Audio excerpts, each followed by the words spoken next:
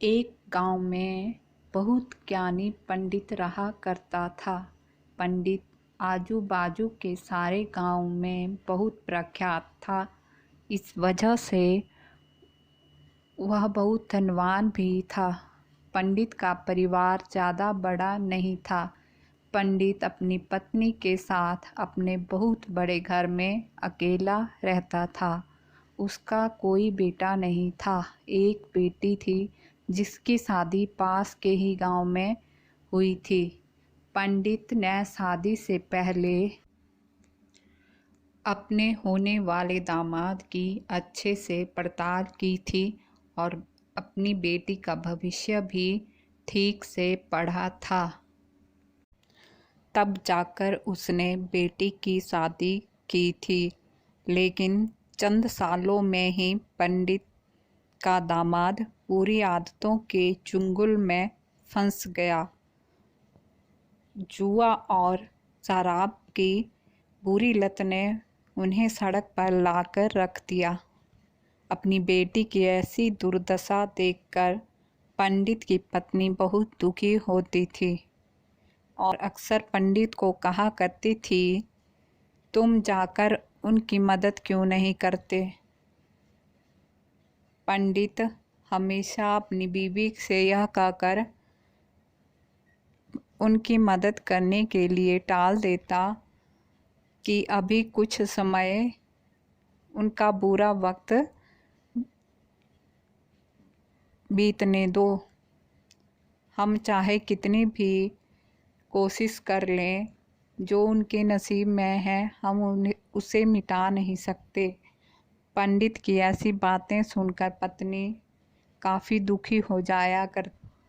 कितना स्वार्थी पिता है, अपनी बेटी को इतने कष्टों में देखकर भी उसकी मदद करने के लिए मना करता है।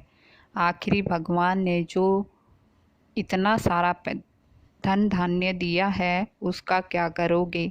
हमें कोई और औलाद भी तो नहीं है, नहीं ले देकर यही एक बेटी है और उसके लिए भी कुछ नहीं करेंगे तो किसके लिए करेंगे। पंडित ऐसा नहीं सोचता था।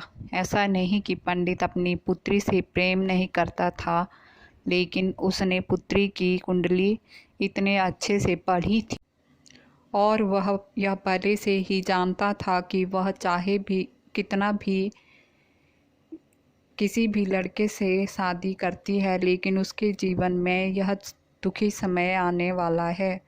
उसको भुगत कर ही उसे छुटकारा मिलेगा। एक दिन खाने पीने के लिए भी मोहताज हो चुके पंडित के बेटी और दामाद उनके घर पर आए। पंडित ने और उसकी बीवी ने दोनों का खूब आदर सत्कार किया और खूब अच्छा खाना खिलाया। बेटी और दामाद की पंडित से सहायता मांगने की हिम्मत ना हुई। वह बिना बोले ही वापस अपने घर को लौटने लगे। लेकिन माँ तो माँ होती है।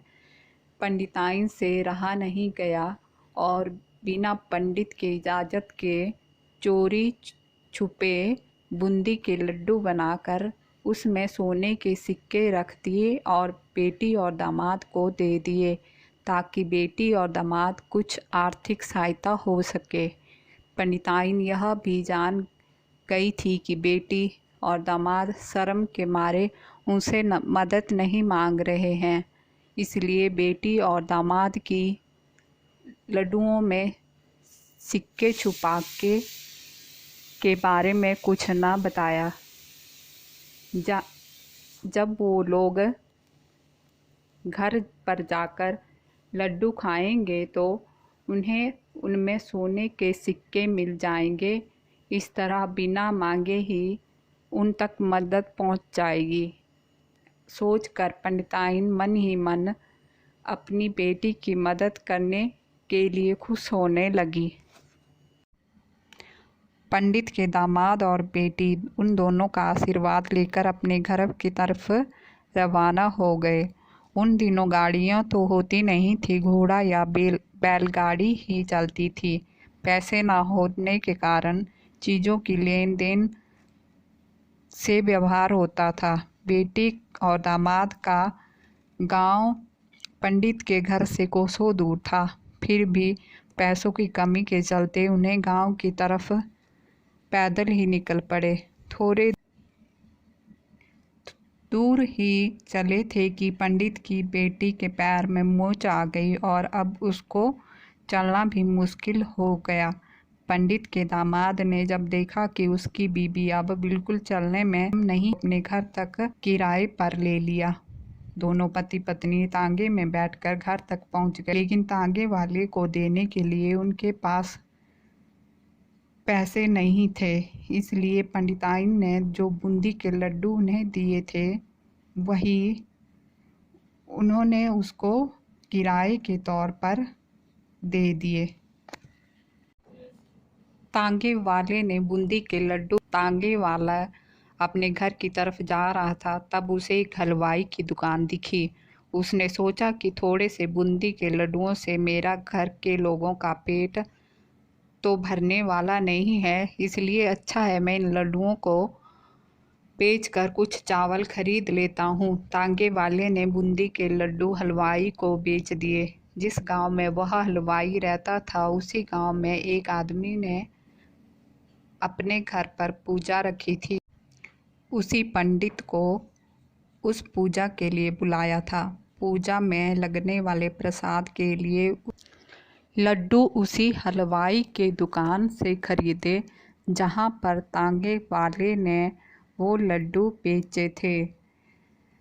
बूंदी के लड्डू हलवाई वाले ने भी उस आदमी को तांगे वाले के खरीदे हुए लड्डू ही पहले दिए ताकि वह खराब न हो, क्योंकि वह नहीं जानता था कि यह लड्डू कब बने हैं। पूजा खत्म होने पर दक्षिणा और बूंदी के लड्डू लेकर जब पंडित अपने घर और खाना खाने बैठा तो प्रसाद में लाए हुए बूंदी के लड्डू खाते वक्त लड्डू से सोने का सिक्का निकला। यह घटना को देखकर पंडिताइन रोने लगी। पंडित ने पंडिताइन से रोने का कारण पूछा। पंडिताइन ने सारी बातों बताई और पंडित से उनकी बातों पर भरोसा न करने के लिए माफ़ी मांगी। पंडित ने पंडिताइन के आंसू पोंछे और कहा कि तुम्हारी तरह मैं भी अपना बहुत प्रेम करता हूँ, लेकिन अगर हम उसकी मदद अब करते तो दामाद हमसे हमेशा मदद की अपेक्षा रखेगा और बुरी आदतों को कभी नहीं छोड़ेगा। 2-3 महीने बीत गए। पंडित के दामाद और बेटी फिर से उनके घर आए। इस बार उनकी परिस्थितियां पहले से बेहतर थी, क्योंकि पिछली बार खाली हाथ जाने के बाद दामाद ने नया काम शुरू किया और उसने अपनी सारी बुरी आदतों को भी छोड़ दिया।